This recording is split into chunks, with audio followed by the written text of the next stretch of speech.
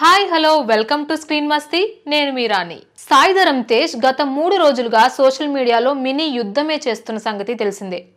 ప్రణీత్ హనుమంతు అనే ఓ యూట్యూబర్ పని పట్టే వరకు వదిలిపెట్టలేదు.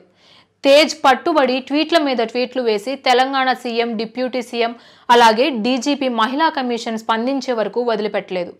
తేజ్ను రియల్ లైఫ్ హీరో అని కూడా పొగిడేస్తున్నారు. ఇప్పుడు తేజ్ మీద అన్ని వర్గాల నుంచి ప్రశంసలు కురుస్తున్నాయి. అయితే కొంతమంది తేజ్ మీద నెగటివ్ కామెంట్లు కూడా చేస్తున్నారు.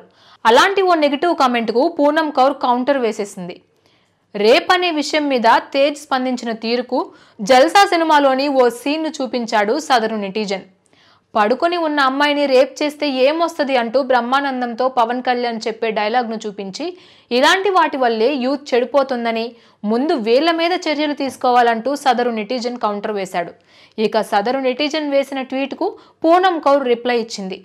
డైలాగ్స్ రాసింది త్రివిక్రమ్, అంతకంటే గొప్పగా ఏం రాస్తాడు, అంతకంటే ఎక్కువగా ఆశించొద్దు అని కౌంటర్ వేసింది. పూనం వేసిన ట్వీట్ మీద నెటిజన్లు పలు రకాలుగా స్పందిస్తున్నారు. అసలు జరిగిన మ్యాటర్ ఏంటి, ఆ గొడవ ఏంటి, త్రివిక్రమ్తో మీకున్న సమస్య ఏంటి అని నెటిజన్లు అడుగుతున్నారు. కానీ పూనం మాత్రం ఇంతవరకు జరిగిన విషయాన్ని నేరుగా చెప్పలేదు.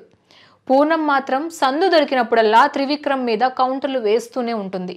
ఒకప్పుడు గురూజీ అంటూ పరోక్షంగా సెటైర్లు వేసేది, కానీ ఈ మధ్య మాత్రం నేరుగా త్రివిక్రమ్ అని పేరు పెట్టి ట్రోలింగ్ చేసేస్తుంది.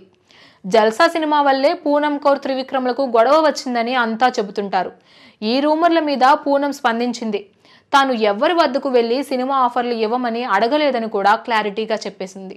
For more updates please subscribe to screen Masti.